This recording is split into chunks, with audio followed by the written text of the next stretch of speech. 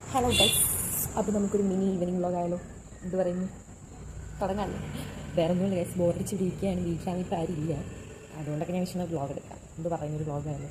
ഇപ്പോൾ വൈകിട്ട് പ്രത്യേകിച്ച് പരിപാടി ഉണ്ടോ എന്ന് ചോദിച്ചു കഴിഞ്ഞാൽ പ്രത്യേകിച്ച് പരിപാടികളൊന്നും ഇല്ല. ആദ്യമുള്ള പരിപാടി കുളിക്കണം. നിങ്ങളിപ്പോൾ എന്നെ കണ്ടതിലും കുളിച്ചിട്ടിരിക്കുകയാണ്. കുളിക്കണം, വിളക്കെടുക്കണം. അപ്പം തുടങ്ങിയാലോ? ഞാൻ ആദ്യം പോയി കുളിച്ചിട്ട് വരാം ഗൈസ്. അപ്പോൾ ഞാൻ കുളിച്ച് സെറ്റായിട്ട് വന്നിട്ടുണ്ട്. അതിനുശേഷം ഞാൻ ചുമ്മാ പ്രകൃതി ആസ്വദിക്കുന്നതൊക്കെ ജസ്റ്റ് ഒന്ന് അഭിനയിച്ചത് ആർക്കും മനസ്സിലായില്ലെന്ന് വിചാരിക്കുന്നു. അതിനുശേഷം പിന്നെ കുറേ നേരം അല്ലുവിനോട് കളിച്ചു. ഇവൻ ഞങ്ങളുടെ ഏതാണ്ട് കൂടിയിട്ട് ഇപ്പോൾ ഒരു 5-6 വർഷമായി. നല്ല രസമാണ് ഗസ്. ഇവനുള്ളപ്പോൾ സമയം പോകണതേ അറിയത്തില്ല. അങ്ങനെ അവൻ്റെ കൂടെ കുറേ നേരം കളിച്ചു.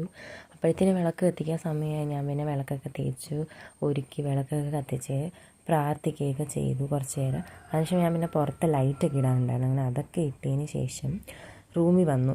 ഈ കാണിക്കുന്ന സാധനം ഞാൻ ഇന്നലെ രാത്രി ഉണ്ടാക്കിയ സാധനമാണ് ഗൈസ്. അതിനുശേഷം പിന്നെ പുറത്ത് വന്നപ്പോൾ നല്ല മഴയും കാര്യങ്ങളുമായി വൈകിട്ട്.